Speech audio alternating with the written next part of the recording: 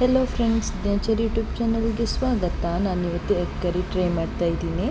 First ನಾನು egg ಮತ್ತು ಆಲೂಗೆಡ್ಡೆನ ಸ್ವಲ್ಪ ಸಾಲ್ಟ್, 1/2 ಟೇಬಲ್ ಸ್ಪೂನ್ ಸಾಲ್ಟ್ ಹಾಕಿ ಚೆನ್ನಾಗಿ ಬೇಯಿಸ್ಕೊತೀನಿ. ಆಮೇಲೆ ನಾನು 2 ಈರುಳ್ಳಿ, 2 ಟೊಮ್ಯಾಟೊ, ಹಸಿಮೆಣಸಿನ್ಕಾಯಿ, ಕರಿ ಲೀವ್ಸ್, ಬೆಳ್ಳುಳ್ಳಿ, ತೆಂಗಿನಕಾಯಿ, ಆಮೇಲೆ ಜಿಂಜರ್ ಇದಿಷ್ಟನ್ನು ಕಟ್ ಮಾಡಿ ಇಟ್ಕೊಂಡಿದ್ದೀನಿ.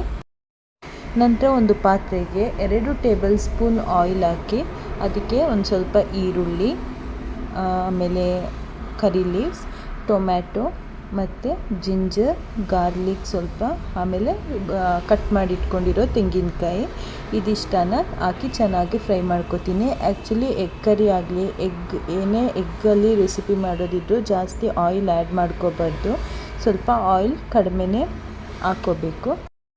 ಇದು ಫ್ರೈ ಆದಮೇಲೆ ನಾನು ಇದಕ್ಕೆ ಒಂದು 1/2 table spoon turmeric powder, 1/2 table spoon jeera powder, ಆಮೇಲೆ ಚಿಲ್ಲಿ ಪೌಡರ್ 1 ಟೇಬಲ್ ಸ್ಪೂನ್ ಹಾಕಿ ಚೆನ್ನಾಗಿ ಫ್ರೈ ಮಾಡ್ಕೊತೀನಿ.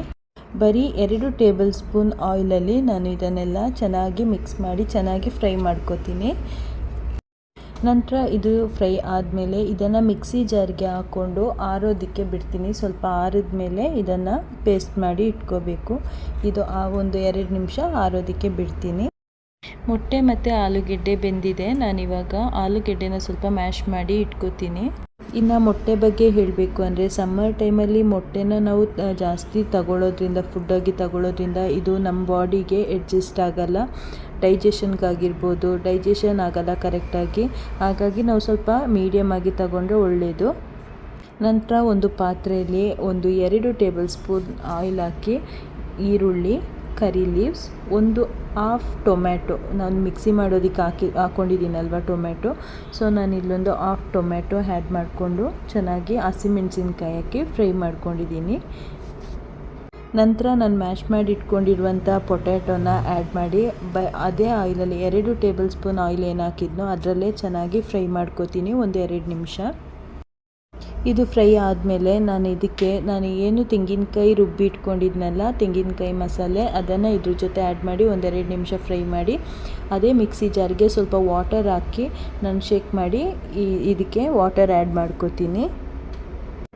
ನಂತರ 1.5 ಟೇಬಲ್ ಸ್ಪೂನಷ್ಟು ಸಾಲ್ಟ್ ಆ್ಯಡ್ ಮಾಡ್ತೀನಿ. ಸಾಲ್ಟ್ ಆ್ಯಡ್ ಮಾಡಿ ಕುದಿಯೋದಕ್ಕೆ ಬಿಡ್ತೀನಿ. ನಂತರ ನಾನು 1.5 ಟೇಬಲ್ ಸ್ಪೂನ್ ಕೊರಿಯಂಡರ್ ಪೌಡರ್, ಆಮೇಲೆ ಹುಣಸೆ ಹಣ್ಣಿನ ರಸ ಇದ್ದರೆ ಅದು ಹಾಕ್ಬೋದು. ನಾನು ಕೂರ್ಗ್ ಸ್ಟೈಲ್ನ ಹುಳಿ ನೀರೇನಿದೆ ಅದನ್ನು ನಾನು ಆ್ಯಡ್ ಮಾಡಿ ಸ್ವಲ್ಪ ಒಂದು ಲೈಟಾಗಿ 1-2 ನಿಮಿಷ ಕುದಿ ಬಂದಮೇಲೆ ನಾನು ಇದಕ್ಕೆ ಎಗ್ ಆ್ಯಡ್ ಮಾಡ್ತೀನಿ.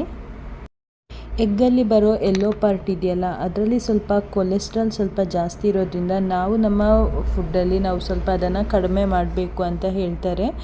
ಇದರಲ್ಲಿ ಸ್ವಲ್ಪ ಕೊಲೆಸ್ಟ್ರಾಲ್ ಜಾಸ್ತಿ ಇದೆ ಮತ್ತು ಇದರಲ್ಲಿ ಕ್ಯಾಲ್ಶಿಯಂ, ಪ್ರೋಟೀನ್ಸ್ ಎಲ್ಲ ಮೊಟ್ಟೆಯಲ್ಲಿ ತರಕಾರಿಗಿಂತಲೂ ಸ್ವಲ್ಪ ಜಾಸ್ತಿನೇ ಇರುತ್ತೆ.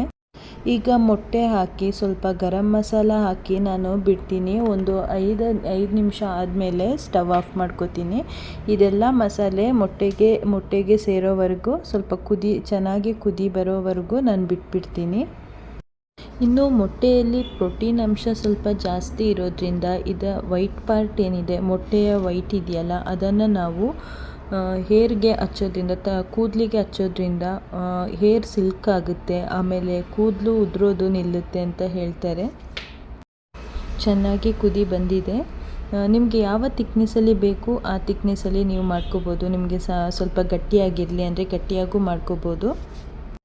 ಈಗ ಎಗ್ ಸಾಂಬಾರ್ ರೆಡಿಯಾಗಿದೆ. ಈ ವಿಡಿಯೋ ನಿಮಗೆ ಇಷ್ಟ ಆಗಿದ್ದರೆ ಲೈಕ್ ಮಾಡಿ, ಶೇರ್ ಮಾಡಿ, ಕಮೆಂಟ್ ಮಾಡಿ, ಸಬ್ಸ್ಕ್ರೈಬ್ ಮಾಡಿ, ಹಾಗೆ ಪಕ್ಕದಲ್ಲಿರೋ ಬೆಲ್ ಐಕಾನ್ ಮೇಲೆ ಕ್ಲಿಕ್ ಮಾಡಿ. ನಾನು ಮಾಡೋ ಎಲ್ಲ ವಿಡಿಯೋ ನೋಟಿಫಿಕೇಷನ್ ಫಸ್ಟ್ ನಿಮಗೆ ಬರುತ್ತೆ. Thank you for watching.